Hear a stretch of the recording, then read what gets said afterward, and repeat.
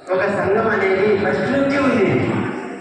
కాబట్టి దయచేసి వీరశైవ సంక్షేమ సమాజం అంటే ఒకటి ఫస్ట్. ఎందుకంటే 2-3 సంఘాలు ఉన్నాయని అన్నందుకు నేను చెప్తున్నా వివరంగా. మమ్మల్ని ప్రతి ఒక్కరూ అడుగుతున్నారు ఇలా పోతే. కాబట్టి ఈ వేదిక మీదనే మీ ముందే చెప్తున్నాను. ఇకపోతే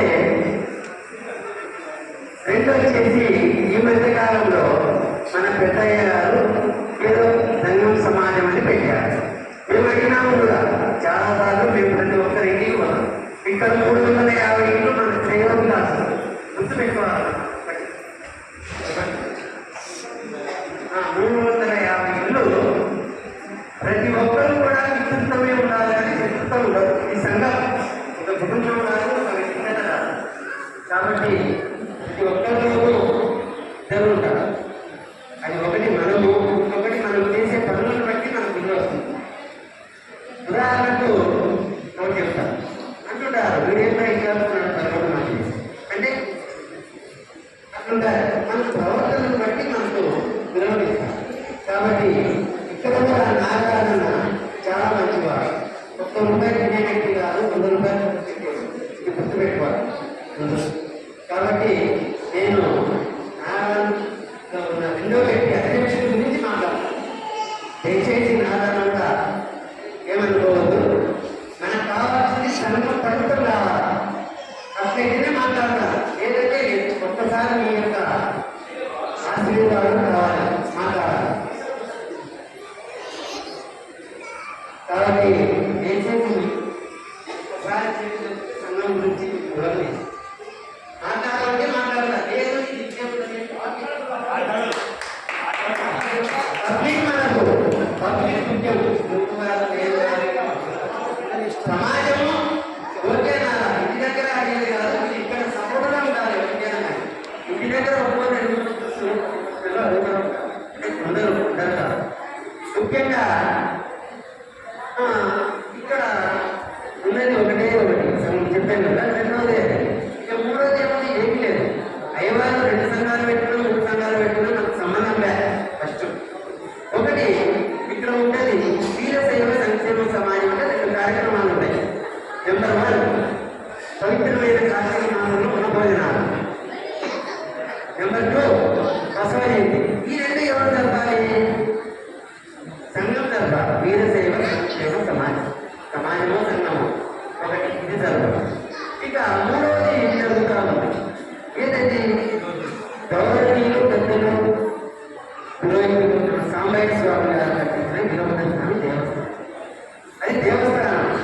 వీరశైవ సేవ చేయడానికి సంఘాన్ని పెట్టారు. కాబట్టి అది కూడా మీరు గ్రహించండి. ముందుగా మనము అది ఎక్కడ చేస్తున్నాము, విగ్రహాలు పెట్టుకున్నాము.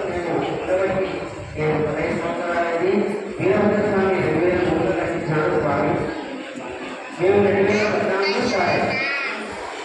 ఇది ప్రైవేట్ కట్టించినాడు కాబట్టి అది భక్తుల ద్వారానే జరుగుతూ వస్తుంది. ఇక్కడ డిఫరెన్స్ ఏమీ ఉండదు. కాబట్టి ఒక మాట చెప్పుకుంటూ ఒక శివాలయం కట్టించాలనుకోండి, ఏదో వీరశైవ అభిమానం మీద మన స్వామి వీరశైవ అభిమానం మీద ఒక కష్టపడి అన్ని ఇబ్బందులు పడి కట్టినాడు. కాబట్టి మనం ఏదో చేసుకుంటూ వచ్చినాము. కరోనా వచ్చింది మన దగ్గర. కరోనా వల్ల ఎవరు ముందు రాలేదు. రాకపోతే మేము ఒక 500 పెట్టి వీరశైవ తరఫున చేయాలని నిర్ణయించింది. అది ఓకే. తర్వాత తిరుగుతా ఉంటే ఒక సార్ వచ్చేసి ఏం రాదు నాకు సమాజం చెప్పేస్తుందంటే, లేదు సార్ ఎవరికి కరోనాలో ఇంటికి పోగొట్టుకున్నాము కాబట్టి నేను ఈ పేరు రాస్తున్నాను. 2వ సంవత్సరం ఆ సార్ కానీ ఆ సార్ ఒకటే ఒక్కసారి చందా అనేది వసూలు పెట్టాము సార్. అది అమౌంట్ రూపంలో ఆ గుడికే అక్కడ అయిన తర్వాత ఇంకొకరు వస్తే అయ్యవారికి ఆ వచ్చిన ఇంట్రెస్ట్ ఇచ్చేది వాళ్ళని మేము కష్టపడడం చేస్తాం. కాబట్టి మీరు పెట్టినారో చందాలు చేయకూడదని ఇవ్వను అనుకుంటారు. దయచేసి ఎందుకంటే మనందరం సపోర్ట్గా ఉంటుంది. దేవస్థానానికి కానీ ఒక సంఘానికి కానీ మనందరం సపోర్ట్ కావాలి. ఇది ఇప్పుడు చాలా మంది అంటుంటారు మనము మమ్మల్ని పండుగ చెప్పి 16 సంవత్సరాల కింద ఎలా ఉండో సంఘం ఇప్పుడు అలానే ఏం చేయాలి చెప్పండి. మీరు ఇంటి దగ్గర వెళ్ళాలి, ఇక్కడ చెప్పండి ఏం చేద్దాము చేద్దాము. అంతేగాని 16 సంవత్సరాలు నేను తమ్మికి ఇప్పుడు కూడా అర్థం 16 డెవలప్ అయ్యాను. అది మన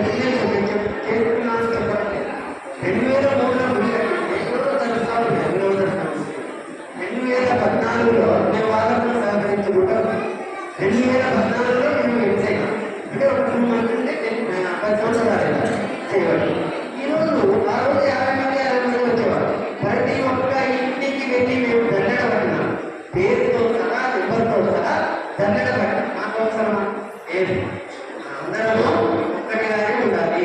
మనం చేసేది సంఘం కానీ ఏదైనా కానీ ప్రతి ఒక్కటి ఒక ఈనుడుగా ఉంటేనే మనం సాధించగలం.